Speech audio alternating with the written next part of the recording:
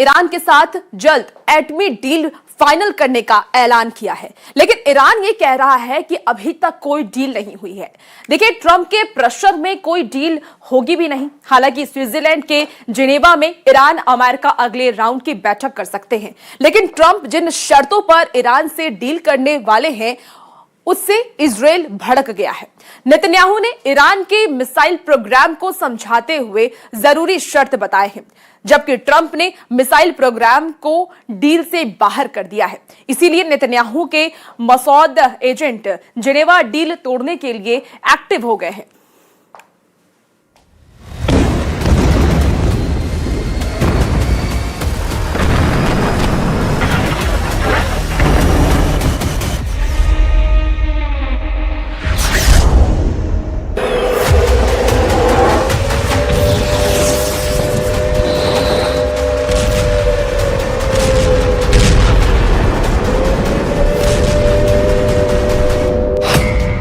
Trump के हाथ से फिसल गया हॉर्मुज, ट्रंप के हाथ से निकल गया ईरान का यूरेनियम, खाड़ी युद्ध में ट्रंप का टोटल लॉस।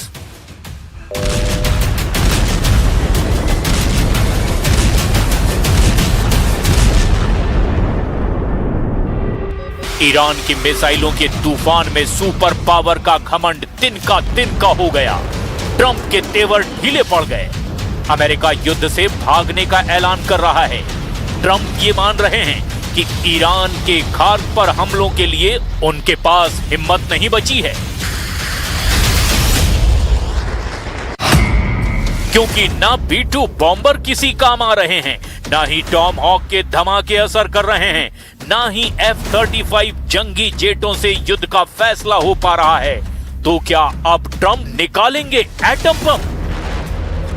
ईरान जिस तरह युद्ध में हावी हो गया है, ईरान ने जिस तरह तमाम दुश्मन देशों में घुसकर हमला किया, वो गेम चेंजर साबित हुआ है। अमेरिका बैकफुट पर है। अमेरिका डील की दुहाई दे रहा है, जबकि ईरान मिसाइलों को तान कर लंबे युद्ध का ऐलान कर रहा है। ट्रंप के एक फैसले ने ईरान का कॉन्फिडेंस 7वें आसमान पर पहुंचा दिया है। 11 जून की रात ट्रंप ने ईरान पर सबसे जबरदस्त हमलों का ऑर्डर दे दिया था। अमेरिका के सारे हथियार रेडी हो चुके थे। ट्रंप को ईरान के खार्क आइलैंड पर जीत चाहिए थी। ट्रंप ने धमकी में जो कहा था, उसका एक एक शब्द इतना खतरनाक था कि तेहरान में भूचाल आ गया था। ट्रंप ने धमकी दी थी कि रात को तेहरान पर सबसे जबरदस्त हमला होगा। ईरान के तेल और गैस मार्केट पर पूरी तरह से अमेरिका का कंट्रोल होगा, ठीक वैसे ही जैसे वेनेजुएला में किया गया। लेकिन इस ऐलान के 5 घंटे बाद ही ट्रंप पलट गए। अब उन्होंने एक पोस्ट में कहा कि ईरान के साथ बातचीत ईरानी नेतृत्व के सबसे ऊंचे स्तर पर पहुंच गई है और उसे मंजूरी मिल गई है। इसीलिए ईरान के खिलाफ तय हमले और बमबारी रद्द कर दी गई है। मगर क्यों? ईरान तो कह रहा है कि कोई डील ही नहीं हुई है, या फिर ईरान की फायर पावर से ट्रंप को सरेंडर स्टेज पर पहुंचा दिया गया। मुस्तफा खामनेई ने सीज फायर के दौरान ईरान की ऐसी फायर पावर तैयार कर दी जिसने रिवोल्यूशनरी फोर्स को अजेय बना दिया। ईरान ने मिसाइल लॉन्च पैड पर पहुंचा दी है। ईरान की मिसाइल ब्रिगेड को उन्हें बार बार लॉन्च करने का ऑर्डर किसी भी वक्त दिया जा सकता है। ईरान का टारगेट है खाड़ी में अमेरिका के अड्डे, जिन पर ट्रंप को बहुत नाज है, और दूसरा है इजराइल, जहां कम से कम 20 शहर और उसके मिलिट्री बेस ईरान ने तबाह करने का इरादा पक्का कर लिया है। क्योंकि ट्रंप डील के बहाने बार बार ईरान पर हमले कर रहे हैं। ट्रंप के हर दिन नए पैंतरे से परेशान ईरान ने अब सारे फैसले वॉर जोन में करने का ऐलान कर दिया है।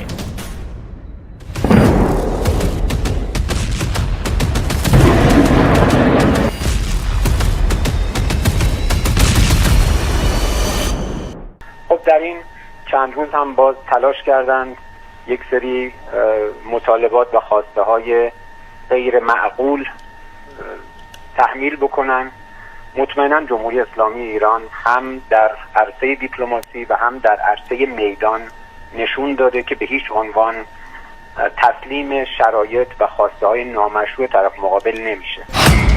अमेरिका को लेकर ईरान की 3 पॉइंट वाली स्ट्रेटजी बिल्कुल साफ है। पहला, इजराइल को मदद पहुंचाना बंद करे। दूसरा, परमाणु कार्यक्रम में दखल ना दे। और तीसरा, अपने सैन्य अड्डे पश्चिम एशिया में समेट ले। इस बीच ईरान के नेवी ने जानकारी दी है कि हॉर्मूज में उसका फुल कंट्रोल है। IRGC naval commander admiral Habibullah Sayyari ने कहा कि अमेरिका में हिम्मत है तो वह आमने सामने की लड़ाई शुरू करे। हॉर्मूज से फारस की खाड़ी तक ईरान नेवी युद्ध के लिए बिल्कुल तैयार है। पता लगा है कि ट्रंप ने ईरान से समझौते की जो शर्तें तय की हैं, उसमें ईरान के मिसाइल रेंज पर कोई बात नहीं हो रही है, जिससे इजराइल भड़क गया है। इजराइल ट्रंप से बार बार यह अपील कर चुका है कि ईरान की मिसाइलों की रेंज डील का सबसे अहम हिस्सा है, क्योंकि ईरान लंबी दूरी तक हमला करने वाली मिसाइलों से इजराइल को दहलाता आया है। और चलिए मिडिल ईस्ट युद्ध के खबरों का एक बार फिर से जिक्र कर लेते हैं। तो जंग के बीच ज़ेलेंस्की ने डिफेंस सिस्टम में बड़े बदलाव का ऐलान कर दिया है। सैनिकों के लिए ज्यादा वेतन, सर्विस का तय वक्त और नए कॉन्ट्रैक्ट। उधर स्वीडन ने चेतावनी दी है कि निकट भविष्य में रूस नाटो की ताकत को परख सकता है, जबकि ब्रिटेन के पूर्व रक्षा मंत्री ने लंदन पर रूस के नए हमले की चेतावनी दे दी है। रिपोर्ट आपको दिखाते हैं।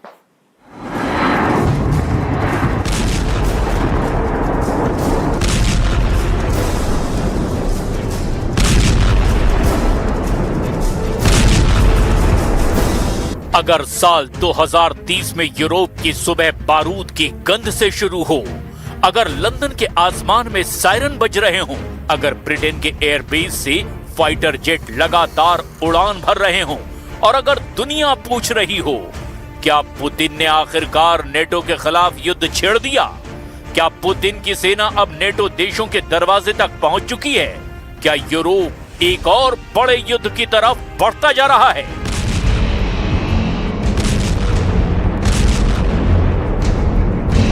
तो ये सिर्फ एक फिल्म की कहानी नहीं होगी, बल्कि उस डर का सच होगा जिसके बारे में पश्चिमी देश आज से ही तैयारी कर रहे हैं।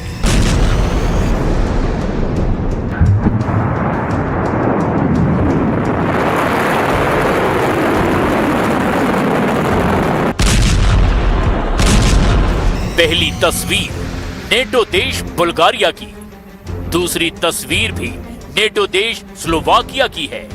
दोनों मोर्चों पर युद्धाभ्यास चल रहा है, लाइव ड्रिल हो रही है और नेटो अपनी सीमा की सुरक्षा को पुख्ता करने में जुटा है। बुल्गारिया में नेटो फोर्स ने स्ट्राइक बैक 26 नाम से लाइव फायर युद्धाभ्यास किया। इस ड्रिल में अमेरिका, इटली, तुर्की और रोमानिया समेत 6 देशों के करीब 1,500 सैनिकों ने हिस्सा लिया। बख्तरबंद गाड़ियों से फायरिंग, ड्रोन ऑपरेशन का प्रदर्शन हुआ और नई मानव रहित तकनीकों का परीक्षण किया गया। बुल्गारिया के रक्षा मंत्री Dimitar Stoyanov खुद इस ड्रिल का जायजा लेने पहुंचे। Видяхме баражиращи боеприпаси, които до сега не са използвани в българската армия. Това, което видяхме, кара да се радвам и определено мога да кажа, че напредъка в сухопътни войски по отношение на използване на безпилотни летателни апарати, въвеждане на нови технологии е видим.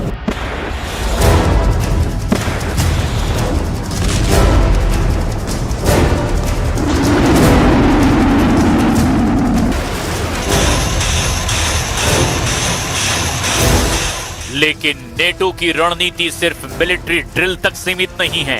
लातविया में फ्रांस की सेना ने जंग का ट्रेलर भी दिखा दिया। रूस से लातविया के आसमान में घुसे ड्रोन को फ्रांस के राफेल फाइटर जेट ने मार गिराया। रूस से सिर्फ 28 किलोमीटर दूर हुई इस घुसपैठ ने नेटो फोर्स को एक्टिव कर दिया है। 2026 में नेटो फोर्स ने 3 बड़े एक्सरसाइज किए हैं।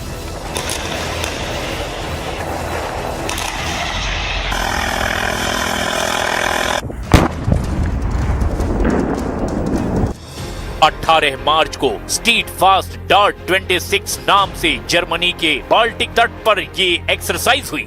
इसमें 13 देशों के 10,000 सैनिक शामिल हुए। इसमें अलाइड रिएक्शन फोर्स की रैपिड डिप्लॉयमेंट पर फोकस किया गया। 4 से 19 जून के आसपास नेटो फोर्स ने बाल्टॉप्स 26 नाम से जर्मनी, पोलैंड, लातविया के तट पर नौसेना की ड्रिल की। 15 देश के 20 जहाज और 6000 सैनिक इसमें शामिल हुए। 8 जून को शुरू हुई नेटो की RAFL 26 नाम की एक्सरसाइज अभी भी जारी है, जो 19 तारीख तक चलेगी। इस एयर एक्सरसाइज में 18 देशों के 200 से ज्यादा एयरक्राफ्ट 20 अलग अलग लोकेशन में एयर ड्रिल कर रहे हैं।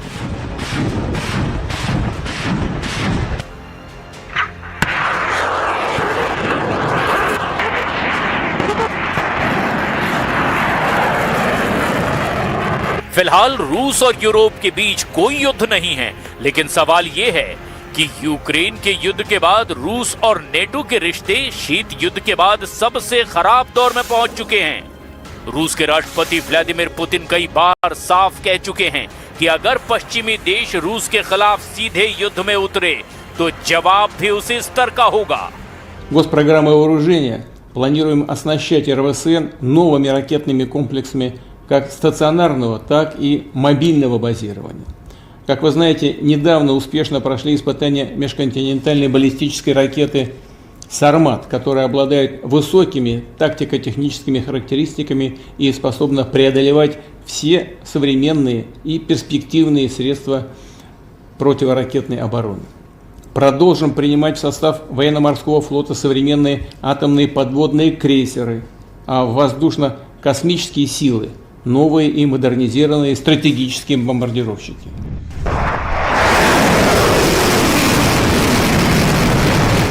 यूक्रेन युद्ध के बीच एक रिपोर्ट ने यूरोप की चिंता को और ज्यादा बढ़ा दिया है। ताजा सैटेलाइट तस्वीरों से संकेत मिले हैं कि रूस अपने कई सैन्य ठिकानों का तेजी से विस्तार कर रहा है। रिपोर्ट में नेटो देश की सीमा के पास नए रूस पोस्ट का जिक्र है। दावा है कि रूस ने आर्कटिक इलाके के पेचांग में मिलिट्री फैसिलिटी तैयार की है, जो नेटो देश नॉर्वे से महज 8 किलोमीटर की दूरी पर है। फिनलैंड और नॉर्वे के करीब मुरमांस्क इलाके में रूस ने ऐसी तैयारी शुरू कर दी है, जहां भविष्य में 17,000 एडिशनल फोर्स की तैनाती की जा सकती है। नेटो देश एस्टोनिया की सीमा के पास रूस ने बड़े पैमाने पर सैन्य वाहनों को तैनात किया है। ब्रिटेन की सेना के पूर्व अधिकारी ने चेतावनी दी है कि रूस के बढ़ते मिलिट्री एक्शन को किसी भी कीमत पर नजरअंदाज नहीं किया जा सकता। लेकिन सबसे चौंकाने वाला दावा ब्रिटेन के रक्षा मंत्री जॉन हिली ने अपने पद से इस्तीफा देने के पहले किया। उन्होंने कहा, हमारा खुफिया अनुमान है कि रूस साल 2030 तक ब्रिटेन पर हमला कर सकता है।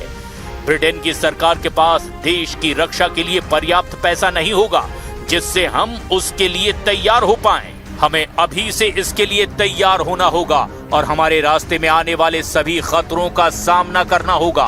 ये शर्मनाक है कि ना तो इस सरकार ने और ना ही इससे पहले की सरकारों ने रक्षा को गंभीरता से लिया।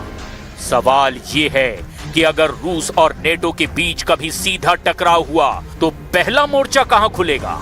बाल्टिक सागर में, फिनलैंड में या फिर पोलैंड के सुवाल्की गैप में? सुवाल्की गैप, बाल्टिक सागर, फिनलैंड सीमा और कलिनिनग्राद ये नेटो के बेहद संवेदनशील इलाके हैं। देहरादून की भारतीय सैन्य अकेडमी में आज ऐतिहासिक पासिंग आउट परेड हुई है। पहली बार 9 महिला सैन्य अफसर यहां से पास आउट होकर के भारतीय सेना का हिस्सा बनी है।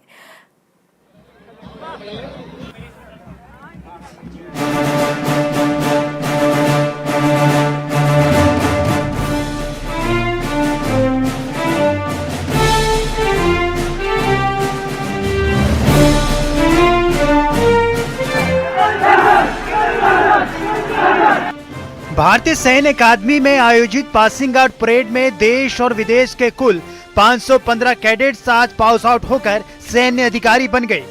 इनमें 16 मित्र देशों के 34 विदेशी कैडेट्स भी शामिल रहे। राष्ट्रपति द्रौपदी मुर्मू ने परेड की सलामी ली और उत्कृष्ट प्रदर्शन करने वाले कैडेट्स को सम्मानित किया।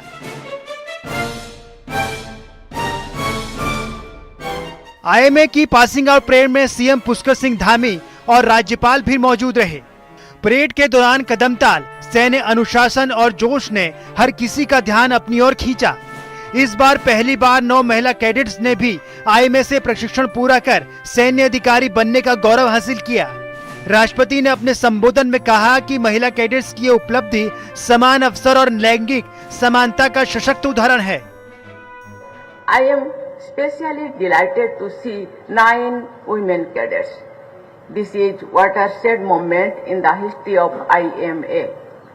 It is not only a milestone in the history of India's defense forces, but also an inspiring example of India's march towards women-led development. I am sure that many more women cadets will join the academy. I congratulate all officer cadets for their successful completion of one of the most rigorous training programs in the country. Passing out parade के बाद peeping ceremony में परिजनों ने उनके कंधों पर सितारे सजाए। ये पल न सिर्फ अधिकारियों बल्कि उनके परिवारों के लिए भी बेहद भावुक और गर्व से भरा रहा। सालों की मेहनत और त्याग के बाद अपने बेटे बेटियों को सेना की वर्दी में अधिकारी बनता देख परिवार फिलहाल